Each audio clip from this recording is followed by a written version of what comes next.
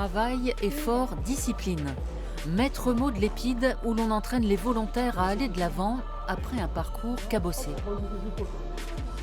Allez, s'il va assez dur, vous en faites 12. Remise à niveau, remise en forme pour tous, avec parfois les pieds qui traînent. Il n'y a pas de problème pour la marche, pour ceux qui marchent, mais je veux que vous alliez vous essayez d'y aller plus vite, pas comme si c'était une balade. Là, c'est ce que vous faites déjà en temps normal, il faut accélérer le pas, s'il vous plaît, merci. Ils sont en début de parcours, c'est un peu compliqué pour eux de la mise à l'effort. C'est des jeunes qui ont été un peu habitués à être assez sédentaires, en fait. Il faut être beaucoup derrière eux, en fait, au départ, puis ça devient moins compliqué. Et l'idée, c'est qu'ils deviennent un peu autonomes sur ça aussi par la suite.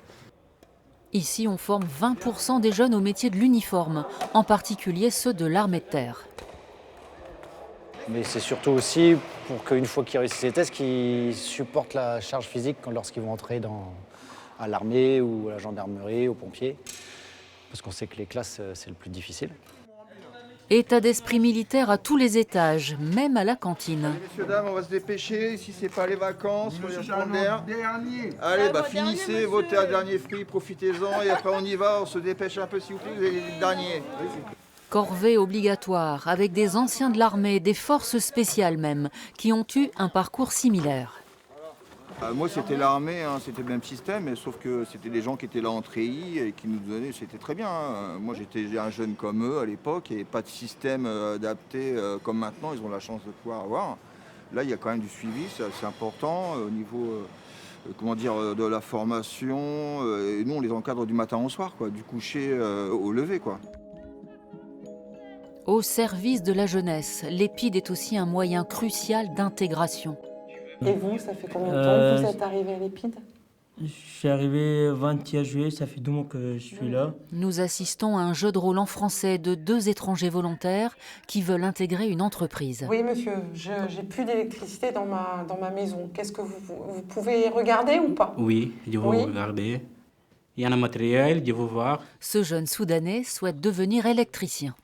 Eux, ce qu'ils veulent, c'est s'en sortir. Et ils veulent être reconnus aussi comme des Français à part entière. Donc, ils travaillent et ils sont vraiment très demandeurs. Et vraiment, c'est un plaisir de travailler avec eux.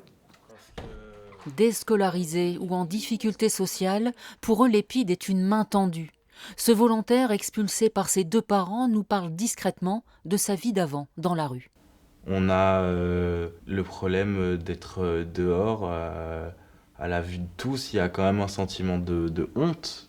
On a échoué, on se nourrit comme on peut, on va chercher de l'argent comme on peut. C'est quelque chose qu'on ne veut pas revivre et donc une fois qu'on est à l'Épide, on se donne à fond pour ne pas retourner dans ce genre de situation. À l'Épide, pas besoin d'attendre septembre pour s'inscrire. Des admissions ont lieu tous les mois. Pour sortir rapidement d'un mauvais pas, ces jeunes en grande vulnérabilité.